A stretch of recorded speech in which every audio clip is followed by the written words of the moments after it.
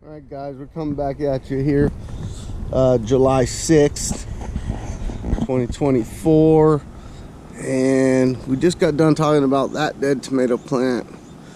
But here's something that's interesting, because we'll forget about that one. This plant right here, I believe it's a brandy one, I think. Anyways, this plant, I've had tomatoes here, I think 3 years in a row. I've had tomatoes there and here, and then all on this trellis. But this plant in particular dies first every single year. Every single year. And if you can notice, get down here, I have a sprayer. Those are 4 gallon per hour emitters. And I have one for every single plant stem. And that's everywhere in my garden. Here I have soaker hose. Seems to work for the peppers. I haven't had very good luck with the soaker. And I have to replace it every year because it doesn't seem to be uniform the following year. Gets built up with some white gunk. Anyways, this one dies every single year. And if I can back up a little bit, you would think that this plant here in front of me, this plant here, which would get shade, that plant gets shade until the sun goes and comes back this way. So I'm trying to block you a little bit, right? The peach tree gives shade a little bit further this way. Anyways, but for some reason, that particular plant dies every single year first.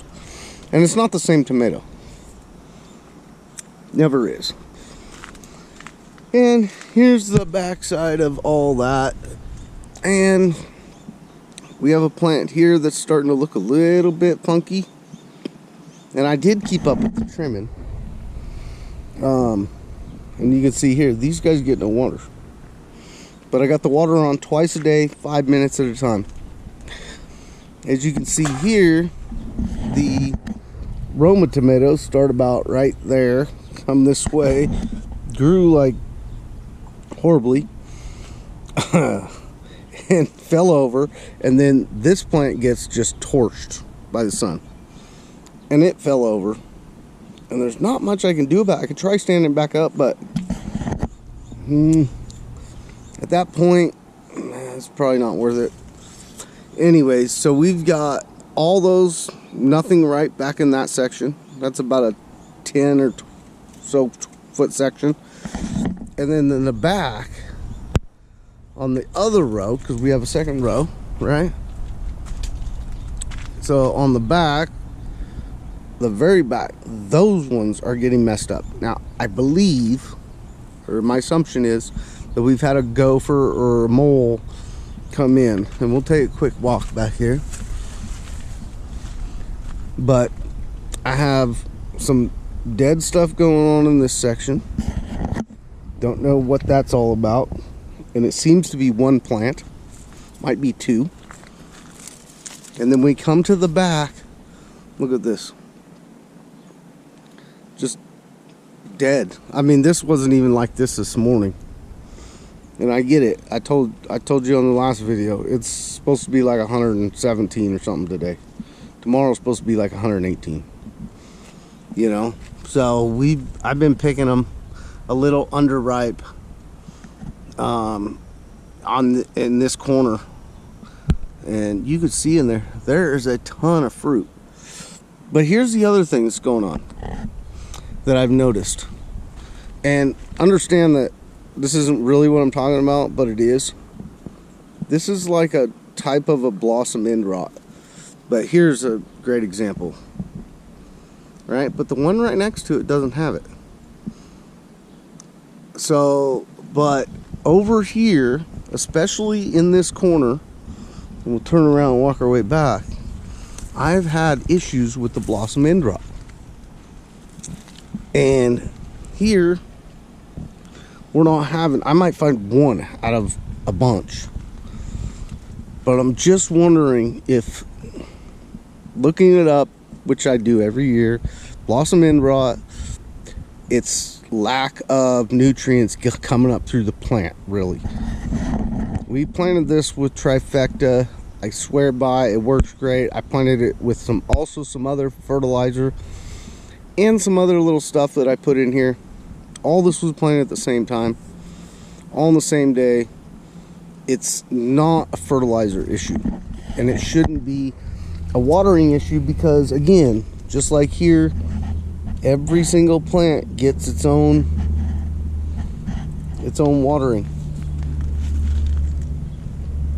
Every single one of them.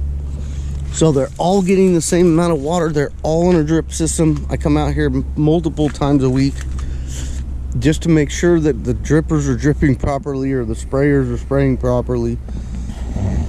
And so what I'm thinking is something went down through there and disturbed the roots. So, but you know what? Like I said, when we're dealing with the heat of the summer, and it just so happens to come 117, 118 degrees, I mean, what do you guys want me to do, right? What do you want me to do?